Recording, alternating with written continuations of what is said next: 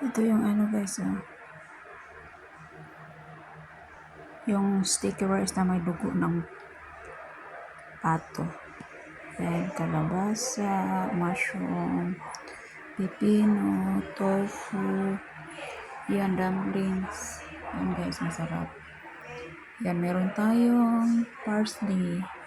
Meron tayong egg, square egg. Yan, bituka ng baboy. Yan, dumplings. Yan ang ating shabu-shabu for today. Ang aming dinner, ito. Tapos dito mayroon yan, crabs. Tapos mayroong isda. Tilapia yan guys. Tilapia na ano, ano.